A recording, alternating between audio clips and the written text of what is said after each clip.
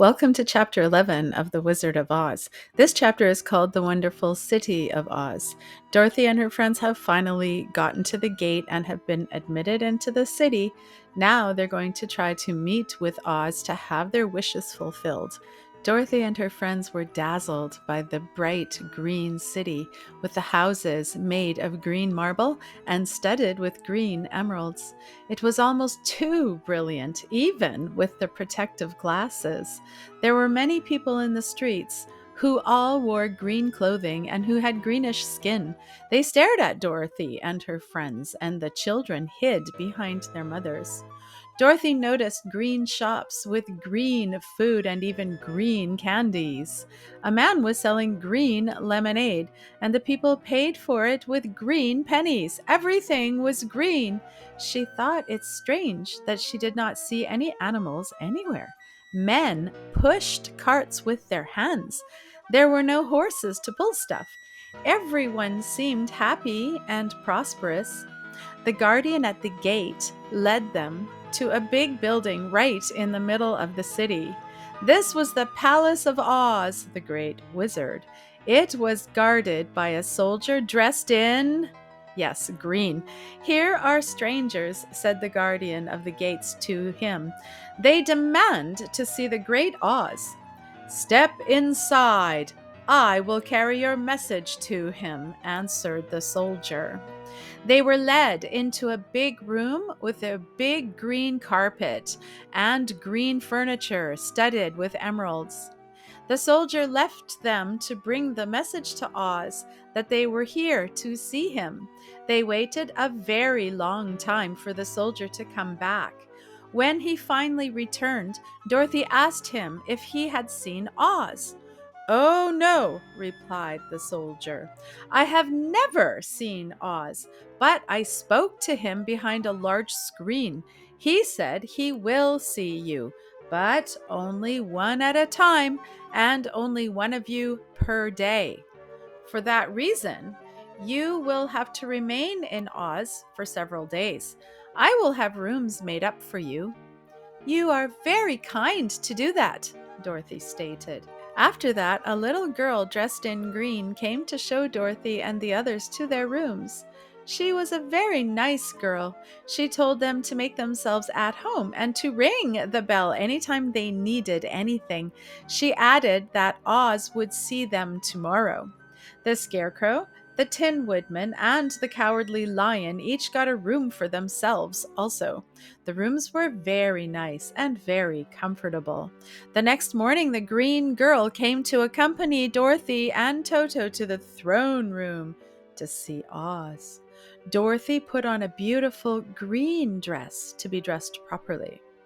There was a courtyard outside of the throne room for the Great Oz. Many people were there. All of them seemed to be waiting to go in, but they never did. It was quite odd. When they saw Dorothy, they were very curious. One of them asked her, "Are you really going to go in and look upon Oz the Terrible?" Dorothy replied, "Of course, if he will see me." The soldier said, "Oh, he will see you all right. Oz is waiting for you." At first he was angry and refused, but when I told him about your silver shoes and the mark upon your forehead, he changed his mind and asked for you to come. At that point, a bell rang, and the green girl said that Dorothy had to go into the throne room alone. Dorothy walked in boldly and found herself in a wonderful room. It was big, round, and with emeralds studded on the arched walls.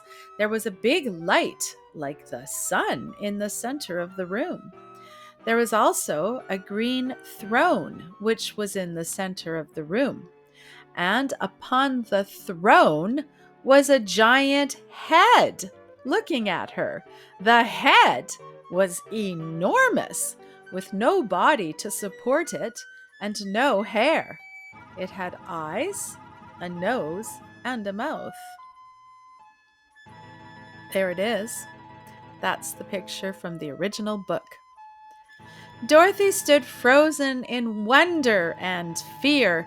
The eyes on the head looked at her, and the voice spoke.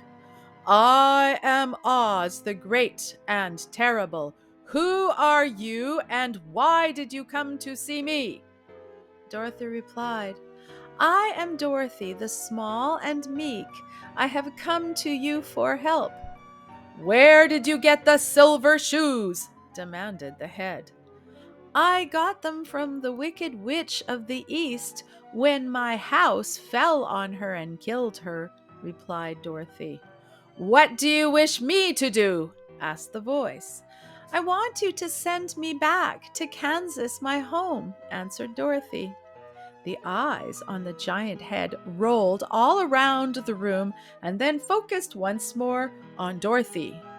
And why should I help you go back to your home? Dorothy answered, Because you are great and good, and I am small and weak, and cannot do that for myself. But you were strong enough to kill the wicked witch of the east, replied the voice. Dorothy said, That was an accident. I did not do it on purpose. Well, continued the head, in this country, we pay for everything we get. If you want me to help you to get to Kansas, you must do something for me in return. You help me, and I will help you. What must I do? Asked Dorothy. Kill the wicked witch of the West, replied the head. But I can't do that, gasped Dorothy, astonished. Dorothy began to cry. I don't want to kill anyone, and I can't anyway. To that, the head replied, But your shoes have magic powers, and you can do this, and when you do, I will send you back to Kansas. The wicked witch of the West is very wicked, and we need to be rid of her. My answer is final, the head concluded. When you have killed the wicked witch of the West, I will send you back to your uncle and aunt in Kansas, but not before. Dorothy left the throne room in tears and greatly discouraged. The lion, the Tin Woodman, and the Scarecrow were waiting for her. I was told that I won't be helped until I kill the wicked witch of the West, and I can never do that.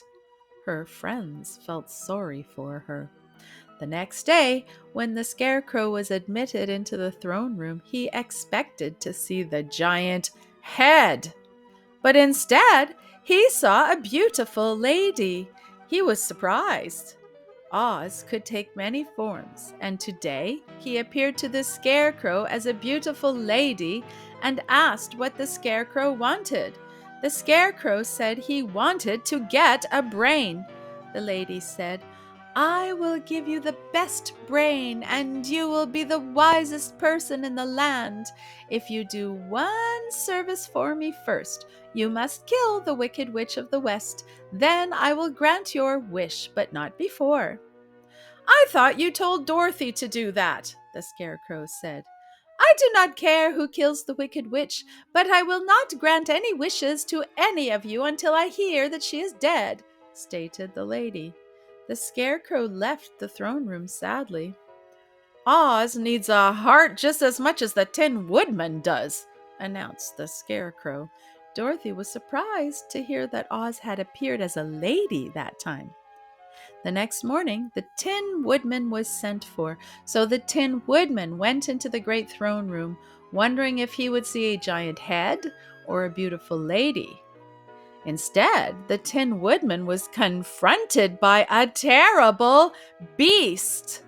It had the head of a rhinoceros with 5 eyes, 5 arms, 5 legs, and thick woolly hair. It was a hideous-looking beast, for sure. The Tin Woodman was not afraid, though. He was merely disappointed. I am Oz the Terrible, said the voice. Who are you, and why do you seek my help? I am a woodman made of tin, answered the woodman. I have no heart, so I cannot love. I am asking you to give me a heart, please. Why should I give you a heart? Asked the voice. The woodman replied, "Because I asked for it, and you have the power to grant it." "No, no," stated the voice. "If you want a heart, you must first earn it." "How?" said the woodman. "By helping Dorothy kill the Wicked Witch of the West. If you do that, you may come back, and I will give you the biggest, kindest heart in all the land of Oz," answered the beast. The Tin Woodman exited the throne room and returned to his friends sorrowfully. He told them about the beast he had seen in there. The lion boasted, "If there is a beast tomorrow when I go in, I shall roar my loudest and scare him into doing what I ask. If it is a lovely lady, I will pretend to spring on her and make her give me what I ask for. If it is a head, I will roll the head all around the room until he agrees to our requests. I will fix it for us all." The next morning, the lion was escorted into the throne room by the green soldier. Instead of seeing the forms of Oz he had heard about, the lion saw a great ball of fire. It was so hot in the room, the lion meekly crept back to a corner of the room near the door. A voice from the fire spoke. "I am Oz the Great and Terrible. Who are you and why do you seek me?" The cowardly lion replied, "I am a lion who has no courage. I would like for you to give me courage so that I can become the king of the beasts." "Why should I give you courage?" asked the ball of fire. "Because of all the wizards, you are the greatest wizard, and you alone can help me." "I will not give you anything until you bring me proof that the Wicked Witch of the West is dead. Until then, you must remain a coward," answered the ball of fire. The lion was angry with that speech, and he left in a hurry because the fire was so hot. He told his friends of his terrible interview with the wizard. They all were discouraged, and they didn't know what they should do next. "There is only one thing we can do," said the lion, "and that is to go to the land of the Winkies, find the Wicked Witch, and destroy her." Dorothy began to cry, but she stopped soon and said, "I suppose we must try it, but I am sure I do not want to kill anybody, even to see Aunt Em again." "I will go with you, but I'm too much of a coward to kill the witch," said the lion. "I will go too," said the Scarecrow, "but I will not be of much help to you. I am such a fool." "I haven't the heart to harm even a witch," remarked the Tin Woodman, "but if you go, I certainly will go with you." They decided to start upon their journey the next morning. The woodman sharpened his axe and had all his joints properly oiled. The Scarecrow stuffed himself with fresh straw, and Dorothy put new paint on his eyes so he could see better. The green girl filled Dorothy's basket with good things to eat. She fastened a little bell round Toto's neck with a green ribbon. They went to bed quite early and slept soundly until daylight. End of chapter 11. Let me briefly show you the questions that I have included here with this chapter. I made 22 general comprehension questions, where the first 5 are the easiest because they contain multiple choice. The answers are with each sentence. Then the second 5 are also not too hard. True or false questions, easy. For the next 7 questions, all the answers can be found between selections 13 and 19, so not a large passage to read, but the answers should be given in full sentences. For the last batch, each question is different from the other one. Mostly they should be answered either in full sentences or the word that's given. The last question, 22, you can argue for or against whether or not the Tin Woodman was afraid. The idea is to choose one and then explain why or why not.